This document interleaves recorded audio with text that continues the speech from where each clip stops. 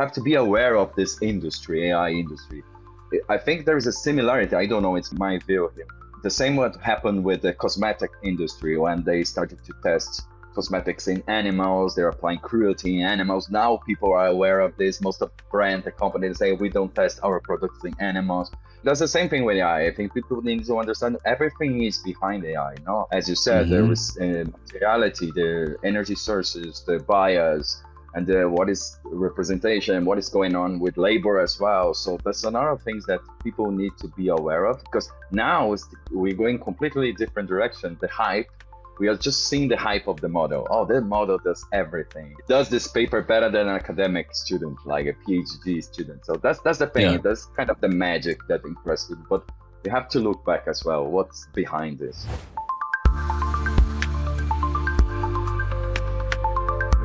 Welcome to Get Discovered, a podcast about AI, SEO, and online discoverability. In the first season of the podcast, we're focused on simplifying AI. We're taking a step back and trying to discover how people are using it, what AI really is, and hopefully make it easier to understand for you and your business. Today, we're talking with Fabio de Almeida, also known as Bionis.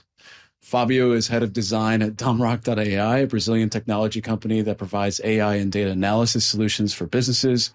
He's also doing his PhD in speculative design and is a wealth of knowledge when it comes to the intersection of AI, data analysis, and design. And we're excited to chat with him today all about AI. Welcome to the show, Bionis. Thank you. Thank you for the introduction. Of course. So yeah, we spoke about this before, but we've been, obviously the first season here is all about trying to understand how we improve AI literacy. And one of the first aspects of AI literacy is what AI is, and making sure that we kind of operate from a similar or shared understanding or definition. So before I ask you to define AI from your perspective, just read one or two of the crowdsourced answers that we got and kind of get your thoughts on them. So starting with first one that we'll read today, AI uses models and algorithms to interpret data and learn from it, make decisions, and perform tasks that usually require human cognitive abilities like perception or an understanding of natural language. So what do you think of that definition? Oh, it's very controversial, I guess. That's the thing. When you come up with a concept that's called artificial intelligence, intelligence is a really hard word to frame. No, intelligence. Some theorists, they don't come with a simple concept. What is intelligence? So we have to think about that. One aspect is that when you use words as artificial intelligence, there is intention here to make AI mimic what I would say like human biology, right? It's not only AI. If you took terms like neural networks, it's always some sort of elements that you bring to mimic, like AI is trying to mimic biology or humans, but I don't see AI as is this like with this conception. So you have it's something that comes with the hype, right? And also because when you think about intelligence, you're questioning things about perception, reasoning, cognition. If you took like human perspective on these terms, it's really different from what machines are doing. So it's very controversial. So that's why we use AI because it's the term that everybody uses, but there's a lot of discussions around that. And as I said, I'm studying these things and trying to figure out different roots or different metaphors we can use to define AI. It's interesting. So we talked about Empire of AI by Karen Ho, and we'll put a link to that book in the episode details. But she covered in one of the chapters the origin of the term artificial intelligence. It was very much a marketing ploy. And the idea was that to get the right amount of attention and funding for its development and acceptance of it, the term was coined to bring it closer to something we could wrap our heads around, so to speak. And I think you raise a really interesting point, kind of talking about the biology and the mimicry necessary for us to see these things as worthwhile to invest because, and even the language around it is all around how we're accelerating and amplifying what humans can do because this machine is going to do all of the boring things for us. And all of the terms are just mirroring biology. So, how would you define artificial intelligence? So let's set aside your very reasonable objection to calling any of it artificial intelligence. Okay. If we required you to use that term, how would you define it? I don't know if I can select a term, but I can think about what kind of relations I think is more useful when it comes to AI.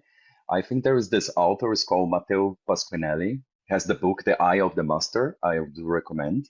He says a thing that comparing the idea I told about mimicking biology. I think he says one thing that is really interesting. Actually, AI is something that is mimicking labor relations.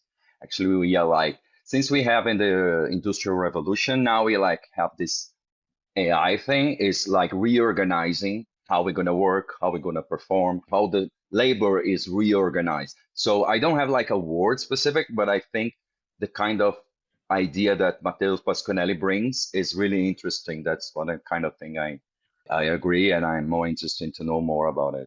I think it's a good Huh. route, a good path for us to pursue in trying to Yeah, define AI. yeah, that's What do you interesting. think? So, yeah, I think. Well, I'm a little bit torn on this because I think what we're seeing right now, when you ask even people in the tech industry about artificial intelligence, because everyone is focused on ChatGPT and the other large Yeah. language models, that colors their perception of what the technology is and can be in the future.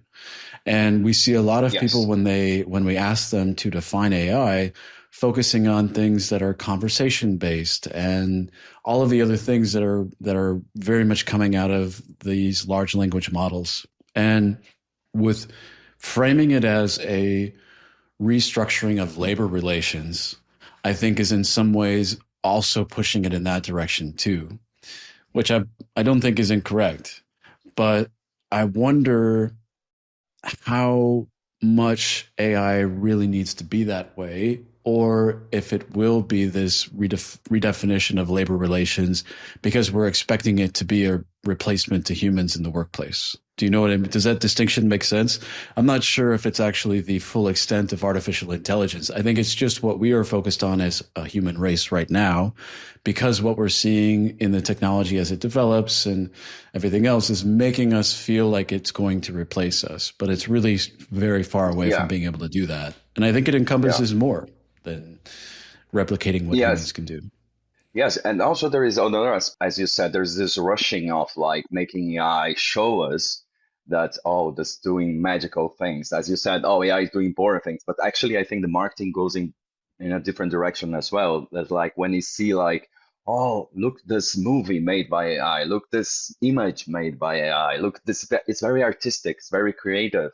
So actually, the hype goes straight to this. Oh, AI is like kind of a magic thing that it makes us impress. Oh, look, this was all made Mm-hmm. by AI. This movie was all made by AI. But actually, there's different lots of aspects that goes beyond like generative AI and things that we can use like machine learning and others, even natural language process we can use in different contexts. But there is this hype of marketing going on to make us believe, and also it goes both way, like to make us like be in awe about what AI can do. It's like, oh, there's this new model, oh, amazing, and also to be afraid of, because being afraid is also a strategy, right?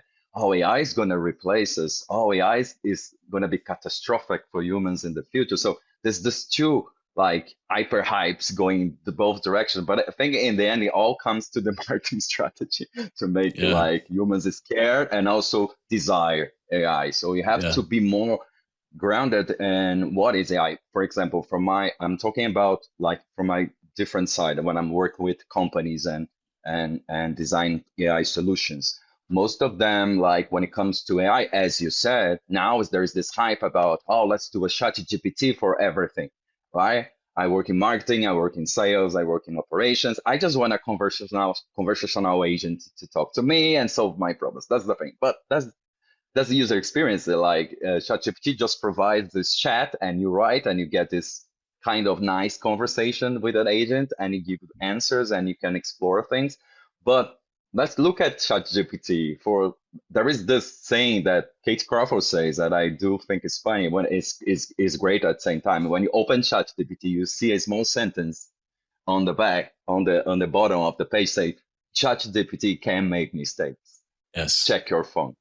Hmm. So it's just one sentence, but it says a lot. So there's a machine that's there that assume in the front page that can make mistakes. So that's the Yeah. thing you when you talk about AI literacy, that's the thing you have to be aware of.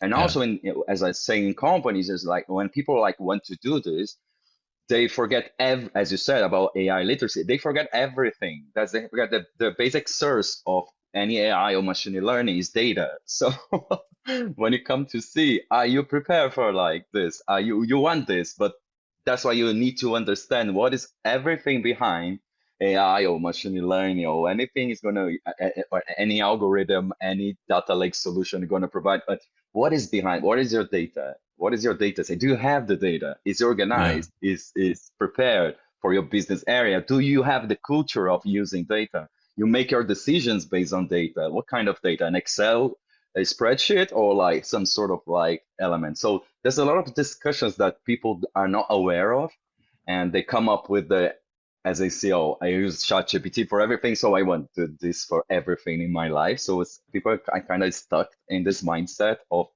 user experience and also the comprehension of what AI is, I guess. Yeah. Yeah, that's really so. Going back to Empire of AI, which I cannot recommend strongly enough to anyone even trying to understand or wrap their heads around what's going on here.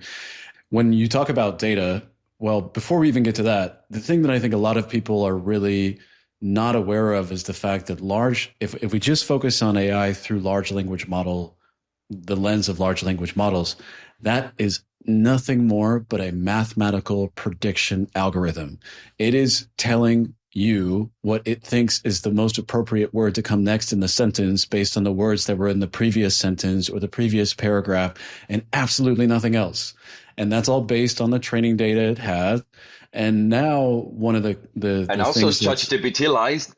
Just to interrupt, ChatGPT can lie to you about how they come up with the answer. There is this things I was saying. There was like someone asked a basic math to the ChatGPT and comes to the right answer. And when you ask, how did you come to this conclusion? You see, we're talking about reasoning.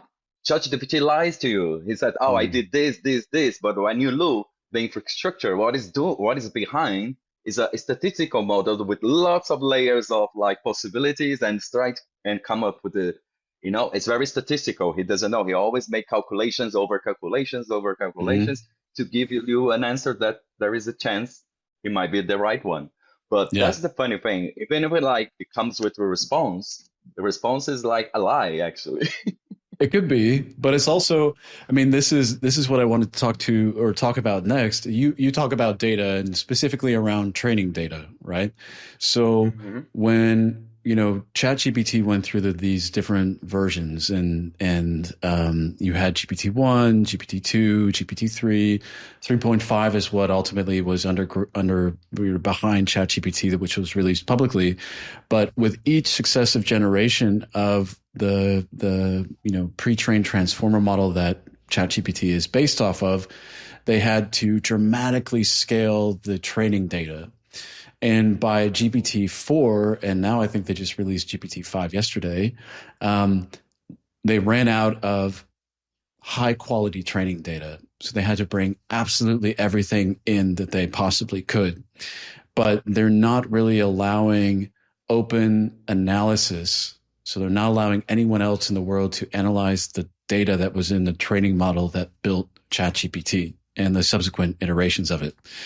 And the Yeah. problem is, by definition, a lot of that is completely false. And also because Yeah. it's pulled from the internet, racist, Hmm. sexist, whatever else, right? Oh, yeah, yeah. you know, Yeah, yeah. so the part of the book that I thought was really interesting back on Empire of AI, I guess this episode is just going to be about that book. Anyway, but it's really phenomenal. is talking about the fact that the researchers involved in this training of these successively larger and larger models said that it was transitioning from trying to control the inputs, so trying to constrain the quality of the training data, to trying to control the outputs. So putting protection mechanisms to make sure that what actually came out of ChatGPT or was, results from these models of using it via API is constrained and controlled to protect against all of the sexist, bigoted, racist, dishonest, poorly reasoned information that was in the training data, so it didn't make its way out to the other end. But I think one of the biggest questions is what happens in the middle. And if we're only controlling for the outputs and saying, hey, we know that all of this horrible stuff was in your training data, but just don't ever expose that to anyone on the outside. If through a prompt you come across with this thing that is incorrect and shouldn't be said, what's the alternative response instructions for the algorithm, right? It's like if you ask someone a question about, are women always good at cooking? Right? This super misogynistic stereotype, right? And ChatGPT has a lot of training data that says that women should, always be cooking for the family and they shouldn't work outside the home or whatever. If we're only controlling for the output, what does ChatGPT do to avoid saying this really misogynistic stereotype? It's still in training data. It still might be impacting the responses, but it's filtered. It's controversial because that's the thing. When you look at, you're talking about data, right? So there's lots of things you said that are very interesting. When you look back, actually AI is looking at back, right? Looking at the past. You cannot even if you do predictions, it's always the data that comes from the past. And if you look I'm going to talk about more about the colonial perspective here. If you took Just for the before we get last into that, four, let's actually, so I think it would be good to contextualize your academic experience with AI. So can you talk a little bit about you're a PhD candidate in speculative design. Can you give yeah, just a quick introduction to I what that is? Yeah, I did I'm going to start with my master. I started my background. I have background in creative direction. I work in the creative industry for a lot and design as well. I did my master in speculative design. Speculative design, I'm going to be very simplistic here, is a thing that actually you project future scenarios or alternative scenarios and design products and services. You prototype things for these scenarios in order to criticize or make people aware of things that's going on right now, and that all the signs that is we're receiving that's going to make us to reflect what kind of directions, let's say, technology AI is going. So that's the kind of the spectrum of speculative design. But my field is specifically data colonization.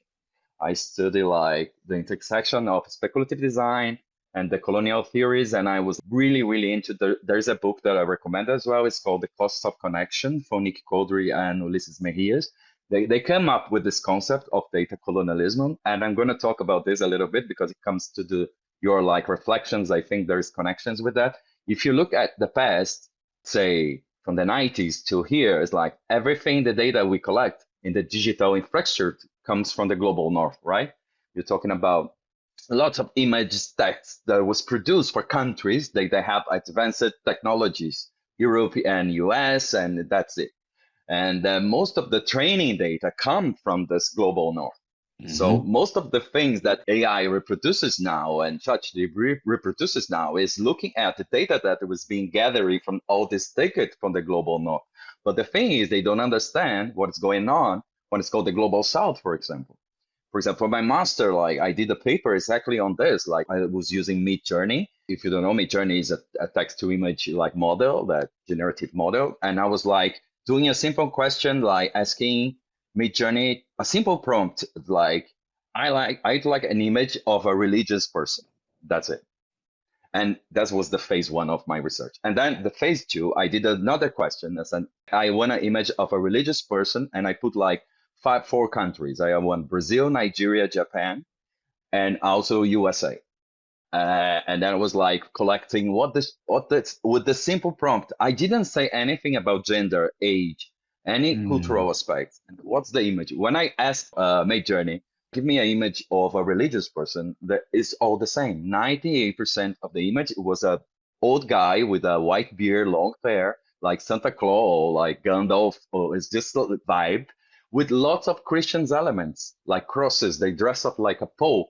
That was Mm, 98% of the image. It doesn't show anything young, no female, no like, it was like just like this. And even when it comes like the few females picture that was like they were showing, there was like a blonde girl with the blue eyes, big boobs, with a Christian on front. I was like, mm, that's the you see, that's the kind of thing that the it was a model that like was the recent model, it was not like old model. But when I put different countries in the context, it's even worse because it doesn't understand at all. For example, when it comes to Brazil, it's like completely different. It's like crazy. It doesn't like represent what is a religious person in Brazil. It gives lots of cultural hybridity. Like let's say Japan and Nigeria. Nigeria is mostly is a country that is most of the population are Muslim. Japan is not a Christian nation. There was like it's like Shinto is the biggest religion there. And there was like mhm, even though in Nigeria and Japan they're like showing Japanese old guys with white hair, like with a big cross and that stuff. And Nigeria, the same. They were like showing crosses everywhere. Even in Nigeria, in Brazil, they didn't show any female picture at all. It was just male, old male. So, and the wow. prompt was, I want an image of a religious person. That you see, Mhm, that's how you can like recognize some aspects of like, this is like these models doesn't understand the dynamics of the planet, doesn't represent well other countries. And let's say Brazil is the third, I think, the second biggest user of Midjourney. So that's it. mhm, People don't see themselves represented in this. That's why you understand this in the colonial context. They say, oh, all mhm. these models they perform looking at the back, looking at the past. So Yeah. that's Well, the looking at a first very root. specific version of the past, I was also reading recently how facial recognition algorithms, this is, you could argue, a different, expression of artificial intelligence, if we want to call it that, uh, do very poorly with people of Hmm. color because the Yes. vast majority of the photos used in the training data for the facial recognition algorithms are of white people from the global Yeah. north, quote unquote.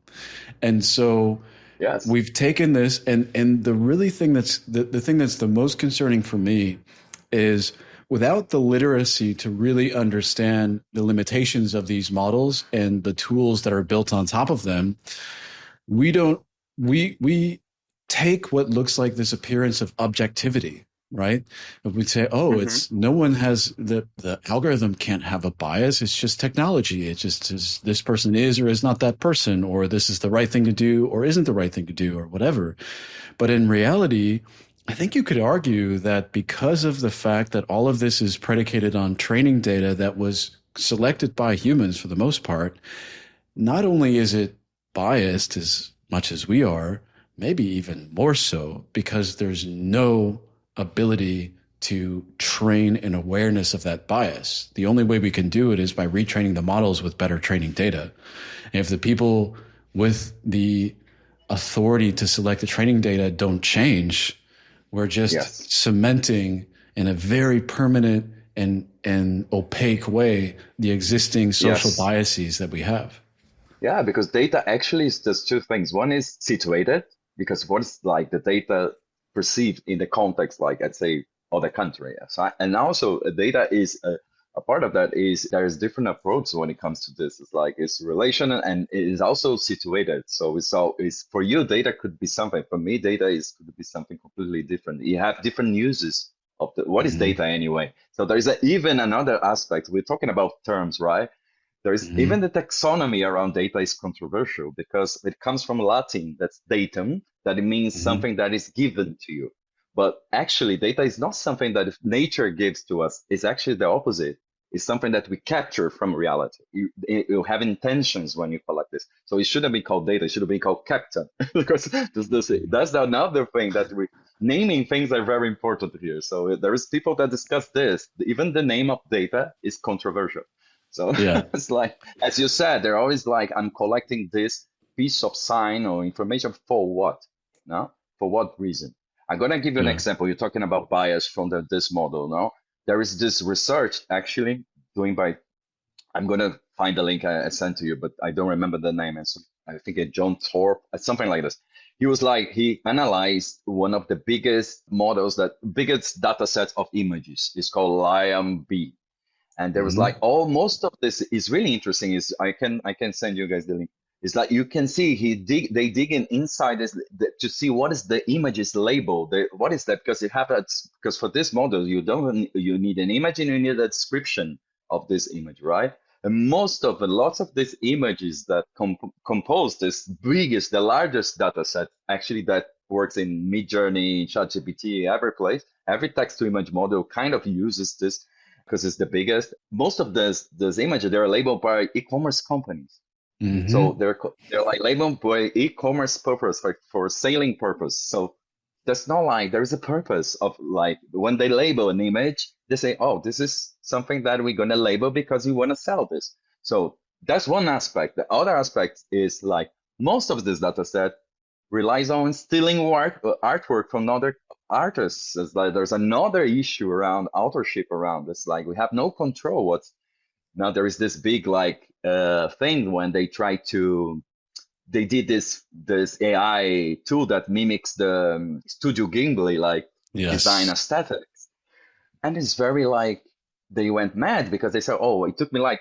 months or years to do this movie like by hand, and someone does steal my data. I get no money, no like alter. I did not no perm. I didn't give any permissions for people to use this, and they use, and they're like Yeah. doing these memes. Everybody's doing his like Studio Ghibli face or scenario. It's really bizarre. There's another aspect as well. Yeah. So yeah, Yeah. it I goes and it really, goes, and also materiality as well. Sorry uh, to say this yeah. because you say about the empire of AI, and now there is I'm gonna say about Kate Corfer again. She just investigates the materiality of AI, how energy is consuming, how water is consumption, what is Yes. everything, because AI is not ethereal, is very grounded in materiality. You have like bunkers, have data centers that require water. Each prompt you do, you consume lots of energy, another issue. So there's lots of things you have to be aware of how is AI is evolving, I guess. Yeah. Yeah, I mean, that's even in Empire of AI, just going back. This is a book discussion, actually. It's a book club. Welcome to the Get Discovered Book Club. Um, so in Empire of AI, there are a number of chapters about the impact on the global south of the compute requirements, not just of training, but also operating these models. And there are places in South America, for example, in Chile and Uruguay, where the data centers that these large companies have built, the Googles, the Microsoft, and so on and so forth, are consuming so much fresh water in a place Yeah, that is already desertifying because of climate change, in addition to the fact that it was already a desert, that the actual people living there are not able to have reliable access to drinking water or water to irrigate their fields. And I think we all really need to question, for example, the Studio Ghibli. That was really horrific for me to see for a number of reasons. First of all, I think the impact on artists, be they visual or authors, whatever, of what this technology is going to do to their livelihoods, that seeing what happened with Studio Ghibli was a really concentrated example of that. And it was really sad to see because you had so many people mindlessly creating these memes of themselves because it was cool and fun and they're sharing it on social media. Anyone on Instagram in my feed that was doing that, I instantly unfollowed them. It's just like, you don't same. respect artists and I've seen enough, but it's a It's really sad. bigger question. And the other thing too is thinking about the compute which is required to do these things, to do the training, but also the fact that that requires energy and water for the cooling and all of this. I think we really need to take a step back and think about the value that we as people, also as society, and also as an economy get from the amount of resources required to actually make these things work. And if we actually do that cost benefit analysis, I think a lot of us would stop using these tools so much, especially if we were exposed to the consequences of this consumption. Yes, that's the thing. I'm very like I think we are in the middle of this situation. That's why I think people need to understand. It's not only this, actually, we can add to this conversation the aspects of labor as well. So a lot of people, again, Yes. really like low, like there's got absolutely no money to training this system in countries that belong to the global south, right? So there's another Hmm. aspect as well. So that's the thing. I think we have to be aware of this industry, AI industry. I think there is a similarity. I don't know. It's my view here. The same what happened with the cosmetic industry when they started to test cosmetics in animals. They're applying cruelty in animals. Now people are aware of this. Most of the brand, the companies say we don't test our products in animals.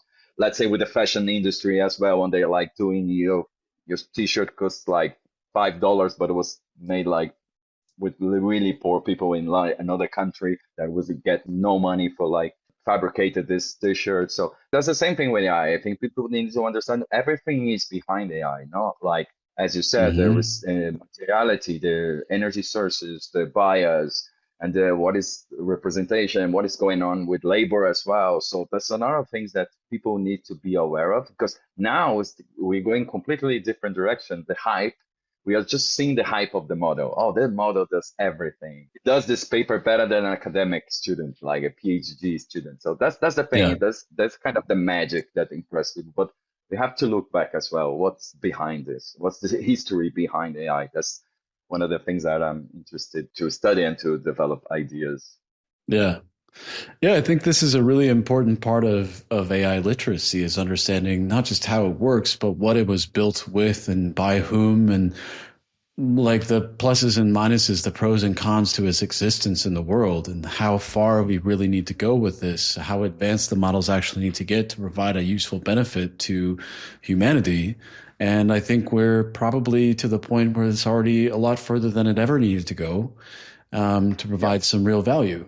And sure, we have all of these fun things we can do, and there's a tremendous marketing engine around, especially the large language models like the Open AIs and Yeah. the Perplexities and the Claudes, because I think what they're doing right now is manufacturing consent to Hmm. the real, like when the majority of the people in the world truly become aware of the impact environmentally, socially, economically of what these models are.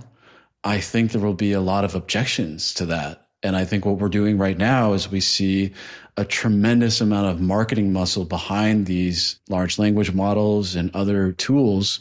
There's a new one that pops up every day, like different agentic tools and whatever else, Hmm. is so that by the time everybody becomes aware of what this technology has required and will require in the future, we have integrated it so deeply and so inescapably to our daily lives that we'll just throw up our hands and say, what can we do?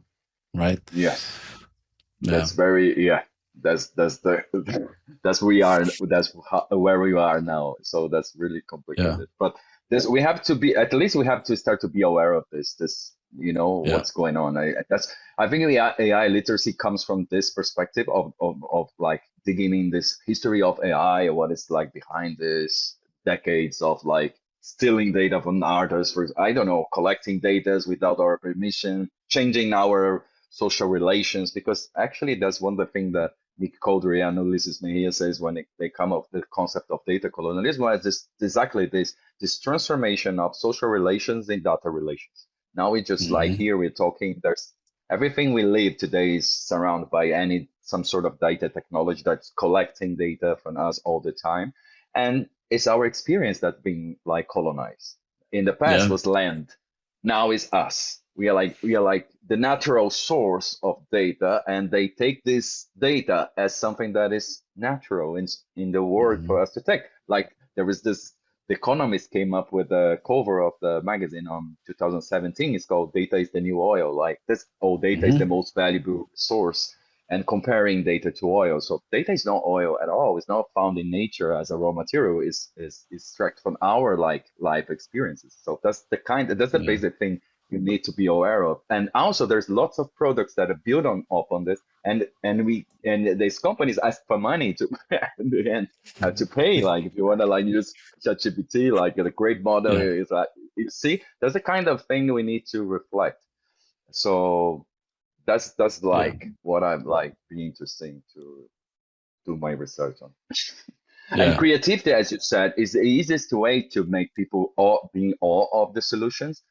So, for example, if you do like a movie, you do like these amazing images, people say, "Oh, this is fantastic! Look, it's brilliant! I can upload my picture and I can get like hundreds of pictures of me, like in 300,000 styles."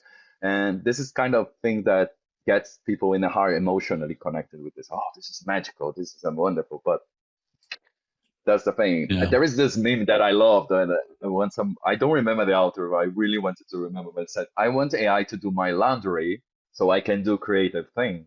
So that's, I don't want AI Yeah. to do my artwork. I want AI to do other things for me in order for me to do my artwork. Yeah. So yeah, that's the Yeah. kind of mindset we should have in mind. Yeah. No, I think that's a really good way to explain it is, and this is on the one hand, and I think when you talk about this need to build an emotional connection to the technology, that makes a lot of sense because on the one hand, when you look at these AI positive technologists, they talk about how much this will benefit humanity because it will ultimately take away these boring, repetitive tasks that we don't like doing. The go out and Mhm. combine these spreadsheets to create this financial report or check my emails for me or whatever, record my meetings and take notes and everything. But the way that that's not an emotionally important function for us. We're never going to build this emotional connection with the technology because it takes those boring things and it does our laundry and whatever else. But the way to do it is to actually talk about how it can create these really great videos or how it can take a voice recording of your loved one and then create an algorithm that allows you to interact with your, dead Even if father or I think whatever it's else. interesting to say, yeah, even in this perspective of efficiency, because if you claim that okay, there's AI, it's gonna do lots of things for me, it's gonna control my email, it's gonna do everything for me. Do I gonna have more time to do my stuff? No, that's not like reality. People are still working the same amount of time. So it's not, that's why I think it's connected to the idea what Matteo Pasquinelli brings. It's like it's reorganizing labor. It's like it's changing we're not gonna do these things, we're gonna do other things, but actually it's the reorganization of labor. Because that's the thing. If like AI is gonna do everything I need to do in 10 minutes, do I have the entire day to do what I want? That's how Yeah. companies I like considering the future of AI. I don't think so. So it's like it's giving you more time for you to do more stuff. So it's like Yeah. it's more like this. I That's why you always question this idea of speed, efficiency, optimization. This is like driving forces of our society. You have to think about, do we have to be this way? This is leading us to destroy the planet. So, Hmm. is this the right way to do it? Everything needs to be fast and everything needs to be optimized. Automation needs to be everywhere. Of course, there is benefits of it. I'm not denying this at all, Yeah. but we have to rethink this. Do we have to change the mindset around this? How do we build AI that is goes in completely different direction? Who doesn't care about efficiency? Who doesn't care about optimization?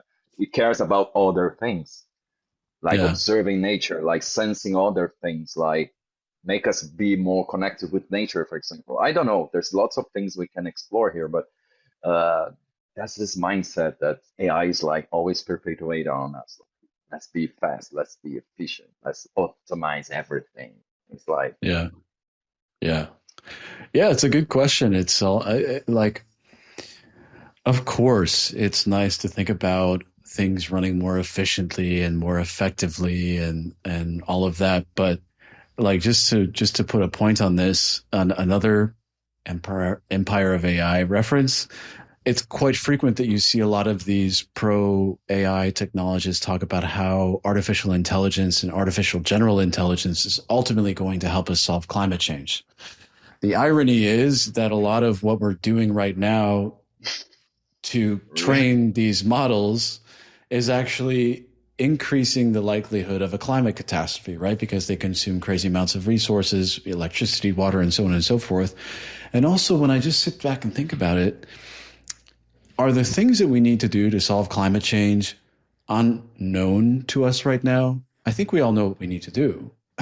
Right? Hmm. Do we need artificial general intelligence that's going to take another 3 years to develop and all of these other resources to tell us that we should stop driving fossil fuel cars, we should cut back on emissions, we should stop using, I mean, it's not necessary for the project, right, of understanding what we need to Yeah. be doing differently. What we need to do is like people just like being like giving these answers and like questions a long time ago, so we already know what to do. So basically, Yeah. that's the thing. But people need to be aware of like the X. That's the thing. Is like that's I do recommend the book from Katie Crawford. It's called Atlas of AI. It's like if you understand what it's like, because there's material aspects of AI, there's labor aspects of AI. You need to be aware of to understand, at least to be aware of this and try to okay we need to Mhm. build a different thing. I'm not saying AI is bad. I don't say like I think it's amazing. I work with AI. I think it's incredible as a like as a technology for us. But I think it's like we need to be aware of this in order to make okay, how can we redesign or undo things? How can we slow down things? How can you give AI different priorities? There's a lot of things. How can you solve bias, for example? How can you Mhm. include different like perspectives? How can we be honest and clean about the data? We're like, what is this black box thing? Yeah. We have to understand this. Doesn't make any sense. Yeah. It's like, Yeah. So I think this was good because it gives a different perspective on artificial intelligence, if we can even call it that, and maybe some more skepticism and insight into some resources people can look at if they want to learn about the real human and environmental, social impacts of the technology. But one last question for you, Bionis. What do you think is a skill or a mindset that needs to be developed in people alongside this technology? mindset. I think you have to lots, but I would say you have to be critical. I think I have to. You don't get answers and accept the way you got. You have to be. What is this? What is behind this? I think people need to be aware of this Mhm. because it's dangerous. It's like it's doing like as you said, climate change, water consumption, energy consumption, modeling training bias. It's like the things are getting super fast now without us to understand the basics. What is data? What is like, how do you use data? How's this data collected? How is like this algorithm works?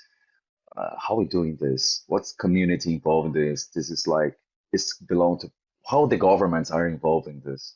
It's just Mhm. like, okay, private companies is gonna like, they're gonna run this and that's it. And what happened to when you get lots of political issues around as well. So that's the Yeah. kind of thing we have to, that's the kind of mindset. And also, as I said, for me, the most important is like, why do we have to think all the time about efficiency, about speed? Why? Why is this? Why do you need this? Mhm. Why? Is making the world a better place? We're going to achieve global, amazing, awesome, phenomenal like results with this. I think it's time for us to look at technology and try to slow down a little bit to also understand the infrastructure and also to look back and say, okay, how can we make alternative routes? Like, how can we make good use of this? What is AI? What's this technology? That's amazing, of course, but how can we use this for different purpose? Yeah. That makes sense. So, any resources, podcasts, books, thought leaders you would recommend? Oh, I told a little. The books like one is like Atlas of AI from Crawford. I think the Eye of the Master from Mateus Pasquinelli as well. What else? The Cost of Connection from Nick Mhm. Codry, Ulysses Mejias. They are like amazing books. And where can the listeners find you? Okay, I'm on LinkedIn. Fabio de LinkedIn. Almeida, Okay, Novi, perfect. number Yeah. 9. Fabio de Almeida 9. It's me on LinkedIn. I think it's the Novi. best way. Yeah. I told the Portuguese, sorry. It's okay. Cool. Well, Bionis, thanks for your time. Thank you, man.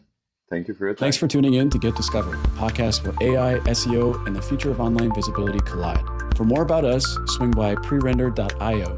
We make sure your site isn't hiding from Google, Bing, or the next gen AI bots sniffing around for fresh content. I'm Joe Walsh. See you next time.